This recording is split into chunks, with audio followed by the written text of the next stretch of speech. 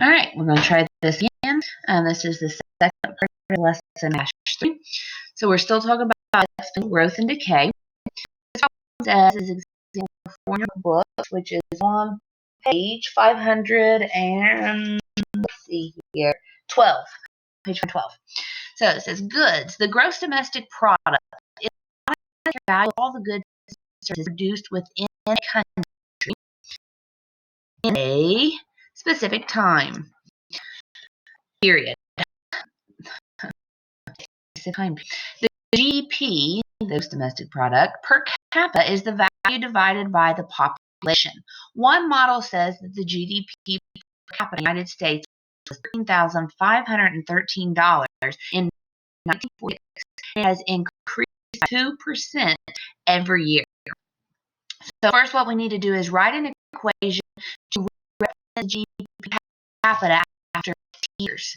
It's saying that it increased by years. So we want this number to be larger than 1. B value to be greater than 1 in order to show growth, to show it's increasing each year. It originally had a 3,513. So that's our A value, our initial amount.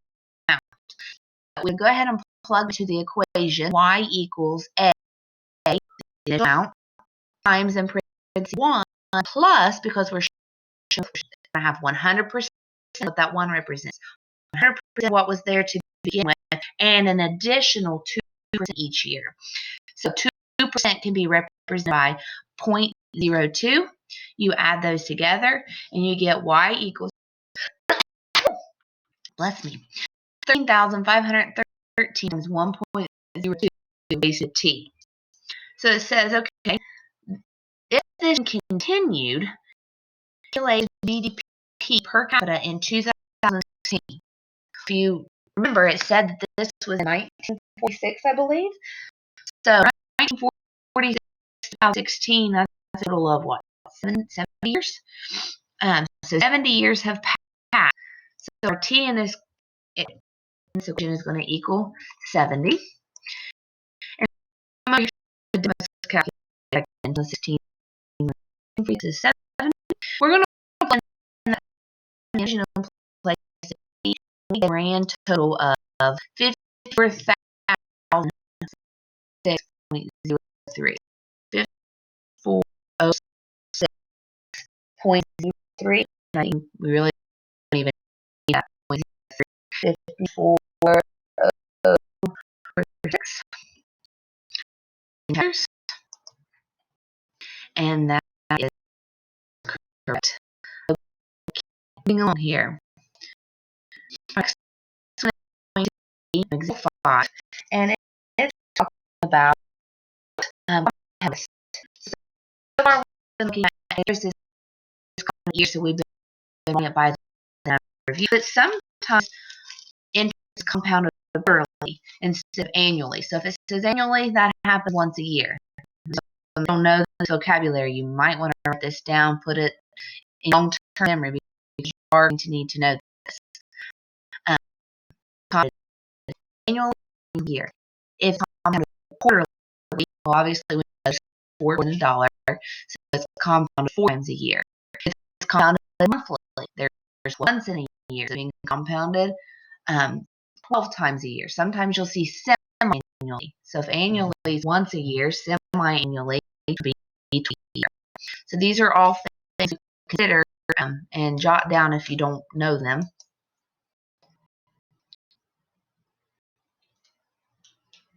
So this says Marie invests $5,500 into a college savings account that is 3.25% interest compounded quarterly. So how much money will be in her account after 5 years? So once again, she's gaining money. We know that we're going to have to add 1. But what makes this different is the fact that it's being compounded 4 times a year. So what we do is we've got y equals the initial amount, which is 5,500, times, and then parentheses I have 1 because it's growing, so 1 plus, is I took that 3.25% and I converted it into, it's no longer percent. I moved the decimal place over 2 places, so it's 0.0325, and I divided it by 4. Why did I divide it by 4? Because this is happening 4 times a year. And I see kids go ahead and add the 1 and 0.0325 first and then divide. It's not following order of operations. We divide that 0.0325 by 4 first, and I've done that here, and I get 0.08125. If I add that to 1, I get 1.00825, and that's happening 4 times a year. So we have to show that it's happening 4 times the number of years. So 4 times each year. So in this equation, my t represents the number of years.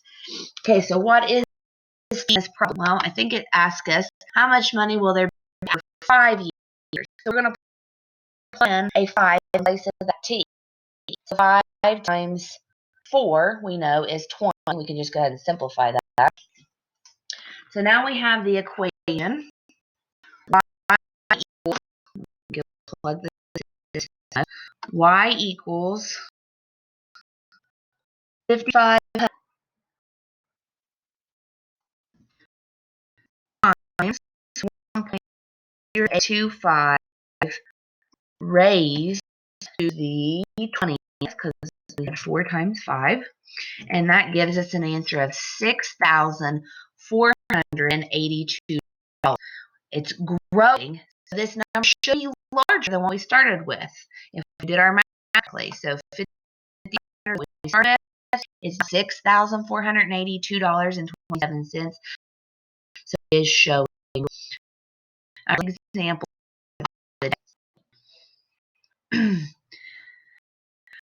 exponential decay. So the graph, we know it's going down as it moves left to right. We're showing some decay, and we're following hopefully this book. So we're now on page 540. It says banks. In banking, a dormant account is one that has not been used over a year. So dormant means it's inactive. We're not using it.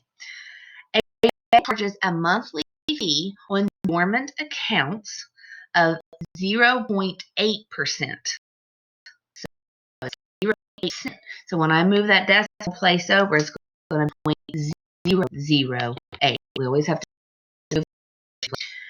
One dormant account had a balance of $1,600.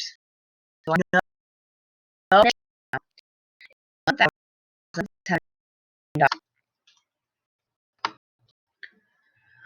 I also know that it's increasing. The amount of money is going down because they are charging me a penny, a fee, 0.008.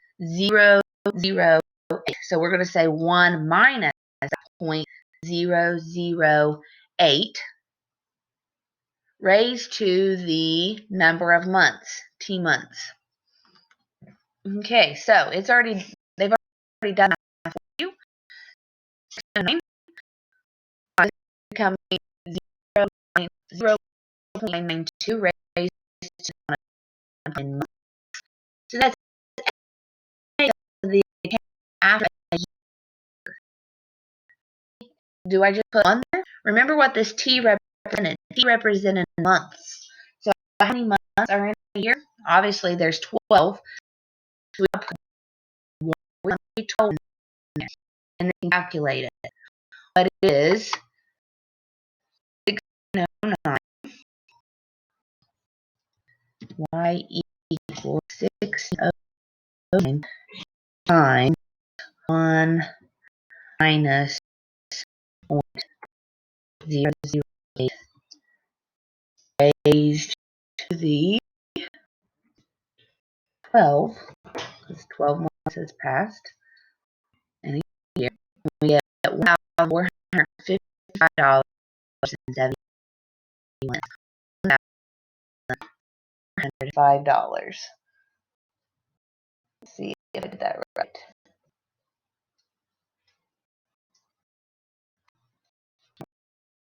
Okay,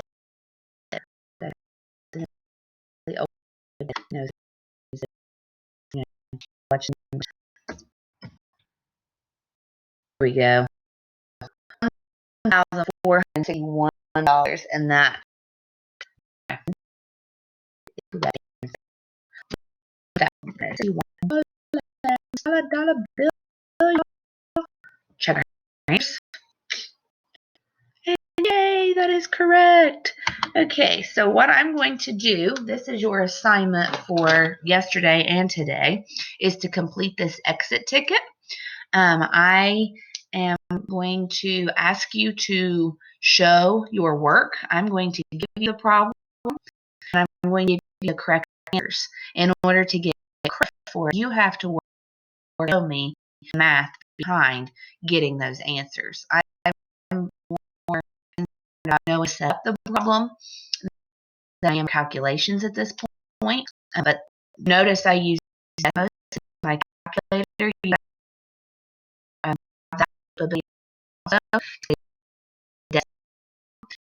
that calculator. But there are your 3 problems that I want you to work and to show the answers. Once again, obviously, so what I'm looking for is not the answer. I'm looking for the work to answer. You only have problems. I'm going to give you a few hints. This one's compounded, is being compounded monthly. You're going to take that and divide it by 12. So forget that part. It's being compounded. You're going to take that rate and you're going to divide it by first. You're going to take 0.014 and divide it by 12. Take 0.035 and that by 4. And up your equations for growth decay, whichever the case may be. So just want to make sure that you understand. I'm not looking for the answers. I'm giving you the answers.